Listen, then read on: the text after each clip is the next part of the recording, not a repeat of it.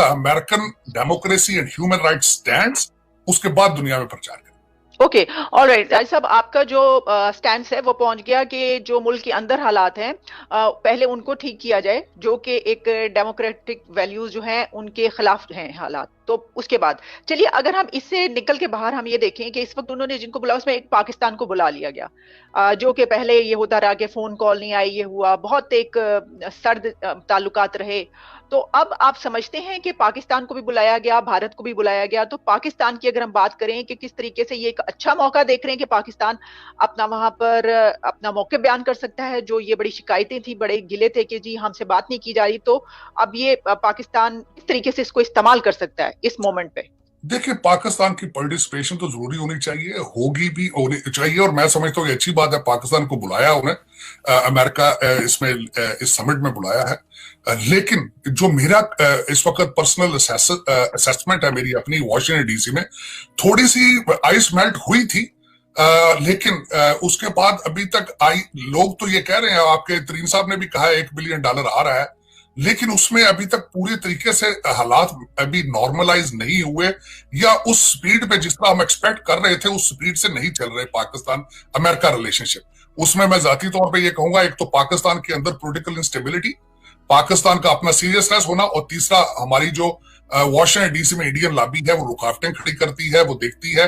आपने उसमें फ्रस्ट्रेशन का इजहार देख लिया होगा, खान साहब ने एफबीआर में जाके जो स्पीच दी है, उन्होंने ऑलमोस्ट बड़े मायूस और बड़े हौसला शिकन किस्म की स्टेटमेंटें दी हैं कि हमारे पास कोई पैसा मौजूद नहीं है पाकिस्तान चलाने के लिए। आईएमएफ अब और उन्होंने असल में सच बोला है ना, लेकिन वो फ्रस्ट्रेशन थी उसमें, सारी फ्रस्ट्रेशन, क्योंकि अच्छा फ्रस्ट्रेशन तभी हो रही थी कि आईएमएफ पूरी बात नहीं सुन रहा। ये 6 बिलियन मांग रहे थे, उन्होंने 1 बिलियन का इशारा किया है, तो वो एक ऊंट के मुंह में जीरे वाली बात है। 1 बिलियन से खर्चा नहीं पूरा होगा पाकिस्तान का, ये तो जो ब्लीडिंग है वो बंद नहीं हो रही है, पैसा निकल रहा है, डॉलर स्मगल हो रहे हैं, लोग भाग रहे हैं अपनी प्रॉपर्टियां बेच बेच के सारा कुछ। हाँ साहब ने अपनी एफबीआर की स्पीच में गिला दिया है कि इंपोर्ट एक्सपोर्ट हमें बढ़ानी पड़ेगी, तो खान साहब किसने बढ़ानी है? डिसीजन मेकर ने करना है। आपने 3.5 साल में तो कुछ नहीं किया। आपने यह कि लग्जरी गुड जो है उनको इंपोर्ट करना बंद करना है, तो वो किस तरह बंद करेंगे? वो आप ही ने करना था ना, फरिश्ते तो नहीं करेंगे वो। तो ये असल में ये बातें, अगर आपकी खुद विल मौजूद नहीं है, आपकी कैबिनेट में सारे इलेक्टेबल और करप्ट लोग बैठे हैं, तो डिसीजन कहीं ऊपर से तो नाजल नहीं होने। आपने खुद विल शो करनी है कि you are interested in saving Pakistan. अगर वो नहीं मौजूद तो लोगों तकरीरों से तो नहीं होने वाली बात। वो कहते हैं अब उससे टाइम आगे गुजर चुका है। अच्छा साजिद तार साहब, ये जो हम बात करें ना, हमें थोड़ा सा मतलब गरेबान में भी हमें थोड़ा सा झांक लेना चाहिए। हमने ये बात की, अभी ये वाली खबर जब आई कि ये समिट का ऐलान हुआ कि उसमें पाकिस्तान को भी इनवाइट कर लिया गया, पाकिस्तान में डेमोक्रेसी की जो सिचुएशन है, तो हम देख रहे हैं कि अगले ही दिन ये भी खबर आ गई कि एक जो जर्नलिस्ट हैं उनकी बेगम जो उनके पर हमला हुआ है, और जो कुछ जर्नलिस्ट हैं उनको धमकियां में कॉलें आ रही हैं, आप जानते हैं।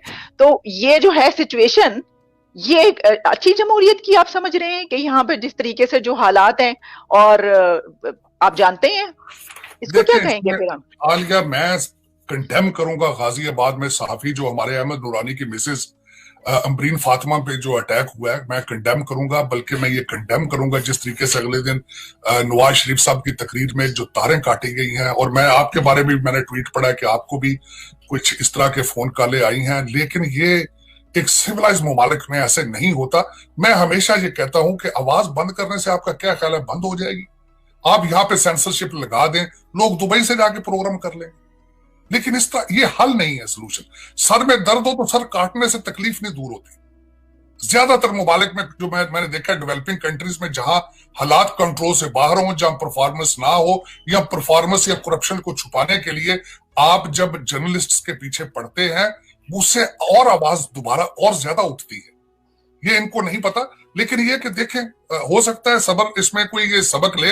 अगले दिन जो समिट हुई है मोहतरमा जहांगीर साहबा की, आसमा जहांगीर की, मैं समझता हूं कि जो थोड़े बहुत हालात, कुछ दबे दबी चीजें थी, मैंने सिंध में खासकर और दूसरे जो केपी के और बलोचिस्तान के जो स्पीकर्स थे, मैंने जब देखा तो मेरे खुद पांव के नीचे से जमीन निकल गई है कि पाकिस्तान के अंदर अब ये हालात अभी तक है। मैं कहता हूँ बड़ी जबरदस्त थी वो जो सारा समिट था, वो उनका सारा जो उन्होंने किया, it was remarkable, specially in the presence of so many people, मेरा खुद बैकग्राउंड लॉ बैकग्राउंड है, मेरे बड़े भाई थे वो भी वकील थे, मेरे वाले साहब वकील थे।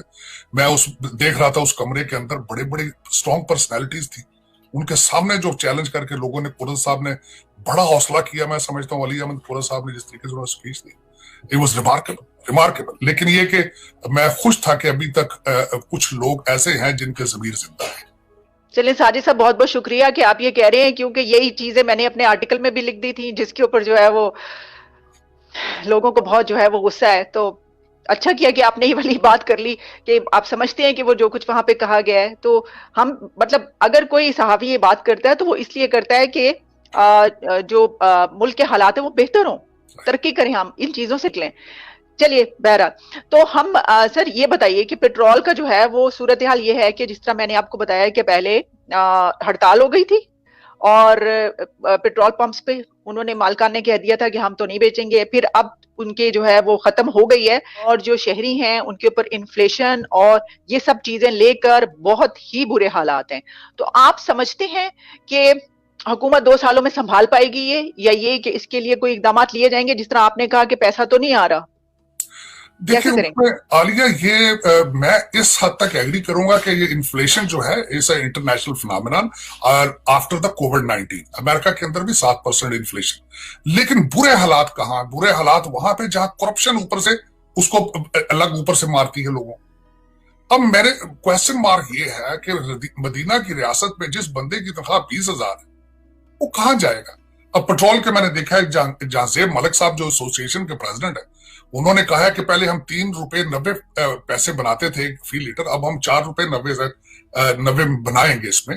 हमाद अजहर साहब ने कहा है कि 9 रुपए की डिमांड थी, लेकिन ये 4-5 रुपए पे इनकी डील हो गई। लेकिन ये एक तूफान रुका है, दूसरे तूफान अपनी जगह खड़े हैं।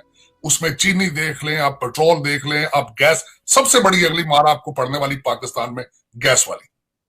एक तो उस पे आपकी लोड शेडिंग होगी और उसके बाद उस रेट पे चली जाएगी कि जो नाकाबिले बर्दाश्त है। इस वक्त मिसालें अगर मैंने कई देखे अपनी करंट एडमिनिस्ट्रेशन के हामी जो है, उन लोगों को मैंने देखा कि इंटरनेशनल ममालिक की मिसालें देते हुए, लेकिन यहाँ पे मैं ये बताना चाहूंगा कि इंटरनेशनल ममालिक में पिछले 2 साल से लोगों को घर बिठा के खिलाया जा रहा है। हमारे यहाँ मेरी खुद एक वर्कर ने अगले दिन जॉब जब छोड़ी तो मैंने उससे पूछा आप जॉब क्यों छोड़ रही हैं, तो उन्होंने कहा मैं $3600 घर बैठे गवर्नमेंट देती है, मुझे जॉब करने की क्या जरूरत है। तो यहाँ पे तो ऐसा नहीं है ना सर। यही तो मैं कहना चाह रहा हूँ ना कि मिसाल देने वाले को कुछ सोचना चाहिए कि भाई आप जिन ममालिक की मिसाल देते हैं वहां डॉलर की क्या रेट है, उनकी जीडीपी ग्रोथ क्या है, वहां पे इन्फ्लेशन के उनकी इंडस्ट्री के क्या हालात है। वहां पेट्रोल तो कंपेयर कर लेते हैं बड़ा आसानी से, चीनी भी कर लेते हैं, लेकिन हल बताएं, प्रॉब्लम ना बताएं, हल बताएं, हल क्या है, गरीब का बच्चा किधर आगे जाएगा। और मैं सबसे बड़ी बात जो मुझे सबसे ज्यादा दुख होता है आलिया, मैं ये बात मेंशन करना चाहूंगा कि I consider my self a very patriotic Pakistani, क्योंकि उसका दुख दर्द हर इस वक्त 20,000 रुपए वाले की तनख्वाह वाले का दुख समझना बहुत बड़ी बात है। और मैं ये समझता हूं जब सोसाइटी के अंदर भूख पड़ती है, सबसे पहले लॉ एंड ऑर्डर का मसला बनता है। खुदा ना करे कि पाकिस्तानी लोग देखें भूखे इंसान के ऊपर डाका भी, चोरी भी हलाल हो जाती है, तो खुदा ना करे कि पाकिस्तान में लोगों पर चोरियां डाके हलाल हो जाए। इस पे सोचना चाहिए, जो चंद हजार डिसीजन मेकर हैं उनको सोचना चाहिए, खुदारा पाकिस्तान पे कुछ तरस करें, कोई रहम करें, कोई अपना जो अलायंस करप्शन का है कुछ अरसा डॉलर ना लेकर बाहर जाएं, कुछ अरसा लग्जरी गाड़ियां ना लें, कुछ अरसा बड़ी बड़ी कोठियां महल ना बनाएं, कोई फर्क नहीं पड़ता, 2 महीने के लिए आप कुर्बानी दे लें, उसके बाद बेशक आप डबल कर लें। लेकिन इस वक्त हालात सर्वाइवल मोड में है। सर्वाइवल मोड में जाकर जब भी हर इंसान उसके बहुत बुरे हालात होते हैं, बहुत बुरे हालात हैं। अगर मुझे वॉशिंगटन डीसी में इस तरह की खबरें पढ़ के तकलीफ होती है, तो आपके 20-25 हजार जो डिसीजन मेकर हैं उनके जमीर सो चुके हैं, वो किधर है वो? लेकिन ये कि आप एनआरओ दे देते हैं चीनी माफिया को, आटा माफिया सारा आपकी कैबिनेट में मौजूद है, अब उनको छोड़ के दूसरे लोगों से टैक्स कलेक्शन करते हैं, तो वो पॉसिबल नहीं है। अब नैब अपनी कैबिनेट को नैब अमेंडमेंट कर लेते हैं अपनी कैबिनेट के लोगों को बचाने के लिए, तो लोग क्या ख्याल है वो नाक में रोटियां थोड़ी डाल रहे हैं पाकिस्तान। आजकल तो हर पाकिस्तानी के हाथ में कंप्यूटर है, आप जो कुछ करते हैं शाम को वो सामने रख दिया जाता है कौम के। तो लोग इस वक्त अल्लाह ना करे, मायूसी इतनी बढ़ चुकी है पाकिस्तान के अंदर कि हालात बहुत खराब है, आप देखें। और ये मेरी ख्वाहिश है कि डिसीजन मेकर्स जो भी हैं पाकिस्तान में सोचें जरा कि वेयर आर वी गोइंग। मैं कहता हूं अली अहमद कुरैश साहब ने जो अपनी स्पीच में कहा था कि हाथ से मिट्टी स्लिप हो रही है, कंट्री इस तरह स्लिप हो रहा है जिस तरह रेत स्लिप होती है। आप कोई इस बंदा चैलेंज करके देख लीजिए हालात, रेट ऑफ गवर्नमेंट देख लें, लॉ एंड ऑर्डर के हालात देख लें, माशी हालात देख लें, फॉरेन पॉलिसी के हवाले से हालात देख लें। कोई एक भी चीज मुझे कन्विंस करे। मैं हमेशा ये कहता हूं कि आई एम अ लॉयर, मेरे साथ डिबेट करें, convince me on it and I am a convincible person. I will admit it कि I am wrong, my study is wrong. लेकिन मेरे जो स्टडी पाकिस्तान के बारे में, इस वक्त हालात ठीक नहीं है, गर्म हवाओं का रुख है पाकिस्तान की तरफ, लेकिन इस वक्त लीडरशिप चाहिए जो पाकिस्तान को जबरदस्त, huge apatite for a strong leadership, जिसके पेट पर पत्थर हो और लोगों को दिखा सके कि आप भी पेट पे पत्थर मारें। चलिए, इस होप के साथ कि आपकी बातें जो है वो लोगों की समझ में आ जाए, जिनको समझ आनी चाहिए, और आपकी बातें अच्छी लगे, हम अगर कुछ कह देते हैं या लिख देते हैं